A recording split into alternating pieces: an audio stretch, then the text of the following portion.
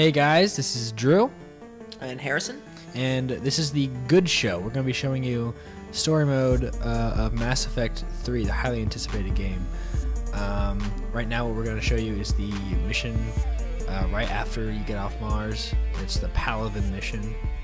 And it's right as soon as you get off of Mars, and that was a fun mission. I like that one. Basically, let me show you a few things about the Normandy, the new Normandy. We won't go through the entire thing, but right here is the War Room. It's a new addition to the game, and what it does is it gives it a hint of strategy. Like, the game has turned from just solid RPG into RPG with strategy game hints and little flares. Well, I'm not sure if that's fair. It's not an RTS by any definition of the term, but there are certain... They sort of replaced the whole elemental collection system where you had to gather platinum and iridium with resource collection. You still scan planets, but it's less rigid and it's less bothersome. It's not quite as tedious as in the second game. Yeah, I agree with you there. Here's why I think it becomes a strategy game. It's because of these war assets that you get. You get, along the way of playing the game, you get more war assets, like alien war assets, Turian, Krogan, so on and so forth. And each one is a different, like, they add to the full military strength that you have. So here we have the Normandy here. That's 115 points. You have 103rd Marine Division's 100 points. I mean, it adds a lot to your to how the game is going to end. I like the addition of that. I think it certainly makes it a considerable improvement over the earlier missions. Although we kind of missed the loyalty missions. The loyalty missions are replaced in this game by asset collection. It's just a little less personal, which sort of I don't like quite so much, but you know. Yeah. This is used to be Morden's lab in ME2. This is now a little conference room for diplomats and whatnot, which happens later in the game. I can't believe the council won't help. This is new. This security checkpoint is the most irritating thing. As you may progress through the game, you'll start to hate that, because after every mission you got to start back in the war room, and you get mad. Yeah, seriously. So that's basically the only really new thing that's on the Normandy. The only other new thing is the shuttle bay, which has your armor and weapon modification tables, which aren't too bad. I like them. And crewmates James and Cruz, I think, right? Yeah, Cortez. Oh, and, right.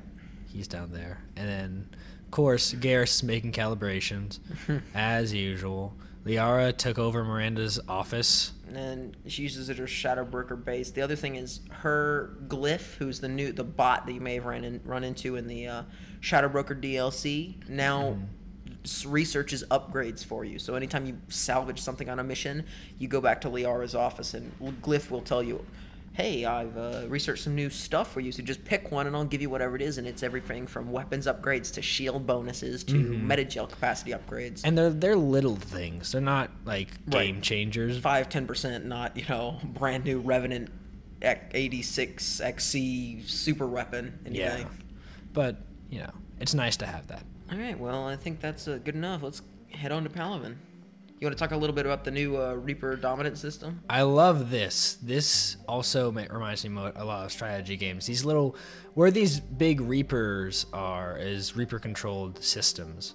As you can see right now, since this isn't too early in the game, this map eventually fills up with Reapers if you don't play your cards right. And if you go into there, like, for example, if we're going to go to Palamon anyway, we're going to go here. Mass relay up there. They really need to work on that audio calibration. Yeah. So, for instance, like, this is Reaper control territory, and you can tell if you scan something. The pings won't work here. You'll have to go outside of this ring. I will. Yeah. All right. They don't work in mission-based systems until after the mission and that system's completed. All right. Well, we'll go to Cas. Deadness. Takes a while to get over there. I wonder if there's a fuel upgrade that you can upgrade, because I find myself always needing to get more fuel. That's a really important thing to watch, is always make sure you have enough fuel before you run out in those Reaper systems, because you won't, unless you salvage fuel, you won't get any. There aren't any fuel stations. Basically, if I want to scan for something, I found something, but Reaper alert. The Reapers know that I'm around. They don't know that it's me, but they can hear me, and they'll be coming toward me if I get too close. So here I found 350 units of fuel. That's a good it's a good for if you need to get out of there really fast. That's a short distance jump, basically. Here, why don't you show them? What? Jump back into the system and show them the scream. And so when the Reapers become overly alert and they fill that bar, so and the pings will show up, and as soon as that ping fills up, one more time, then you'll hear that scream, and oh shit, Reapers! They're faster than you. Successful. And if you don't jump out of the system fast enough, you'll die and be reset to the point where you entered that system. Yeah. So let's go ahead and land on Menae. Freaking hate Reapers. Yeah, they can be. They're kind of assholes. Kind of. They just want to kill everybody, you know. No biggie. All right.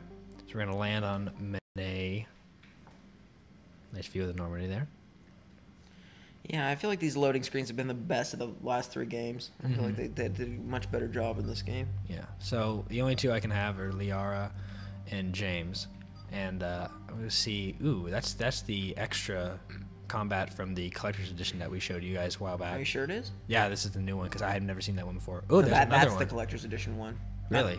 Yeah, that one's game default. There are 3, and then that last one's the 4th one. Oh. Cool. Yep. And then James has the one with the weird eyes. Really? I've never seen that one. That one. That's game default. And then that's the new one. That's a new one. Huh. Kind of reminds me of Scorpion armor from the first game. I want him to have a monocle. Let's let him have a monocle. All right. Let's get started. All right. Again, you were right. These are the best loading screens. The first ones were just a mass relay there. Yeah. All right. So here are all the weapons that you can like load out and stuff. I don't use shotguns in this game. I hate shotguns. So I'm gonna switch. I'm gonna have an Avenger, and now they've given you a weight in the game. Yeah, you got to watch that weight, because if it goes over the midline, then what's gonna happen is your powers aren't gonna cool down as fast. And if you run out of the power cooldown, it's gonna screw you over. The other thing to watch here is that those 2 top weapons, the assault rifles and sniper rifles, are the heaviest weapons in the game. So you can only usually carry one of those if you want to stay underweight. Right. Those lower tier weapons are a lot lighter typically, with the exception of the shotguns can get pretty heavy, especially when you get down to Krogan shotguns. Yeah. So basically, like, these are some of the new N7 gear we've got here. We got the N7 Eagle, which looks like a phalanx that's been upgraded a bit. You have the Crusader, which looks a lot like the excavator from Eviscerator. The Eviscerator. Whatever yeah, you'll pick that up later in the game as well. Yes. That's the one thing I liked about a lot of the armor that you could get only through pre-orders in Mass Effect 2. Or is now purchased. Yeah, you can purchase that, especially with like the collector's armor and the blood dragon armor. I saw that. That looks really cool. This is the submachine gun, which I'm gonna actually equip. Looks like the Tempest a little bit, and then here is the Valiant, which, as you can see, it's a pretty good sniper rifle. Yeah, it looks very nice. Go ahead and mod it. Mod it? Yeah, mod it. Let's see what we got here. So this is the new modifications table, which I'm glad that they've taken the advantage and been like, hey, a lot of these other games are doing it, but let's do it our way. Let's make it very Mass Effect. What's the word I'm looking for, Harrison? Very unique. Unique. Mass Effect unique. And the other thing is, you never have to worry about if you ever pick up duplicates. For instance, he's got extended barrel 1 here, but if he ever picks up another extended barrel, it won't be extended barrel 1. It will stack, so it's extended barrel 2. So you never pick up duplicates of any attachments, and you can't purchase duplicates. Right. So that's always an important thing to note. Yeah, I'm not gonna be using the sniper rifle though. I will be. That looks like a pretty good loadout. I'm probably going to start with that. Let's see if I can. Are there any mods I have on my submachine gun at all? No. Nah, you're a little light. You'll pick some up later in the mission. And you can also change what your comrades carry. So I'm gonna actually change him and give him the Crusader, and upgrade his Crusader to give him that. What the? That's one thing that looks kind of weird. I don't know why that looks weird to me, but that looks a little odd. But probably because shotguns aren't supposed to have big ass barrels. yeah, that's a good point. And Liara, I'll let her have the Predator and the Shuriken. Well, you don't have anything to replace it with. I can replace it with the I know. Eagle. I'm just messing with you. Why not give her the Eagle? I don't know. I have the Eagle. It's mine. Okay. All right, let's start. So here's the brand new level up system. I'm gonna level up my fitness here. Now, as you can see, they've broken it up into 2 tiers, and you don't necessarily have to follow this one tier the whole way through. You can choose this one and then choose that one and maybe choose that one again.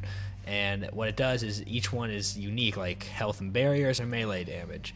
Increasing your melee damage or shield recharge. It's very offensive, defensive. Typically, every single one of these different skill trees has its own duality to it. So, for instance, incendiary ammo can either upgrade the gun you're using or the actual ammo itself.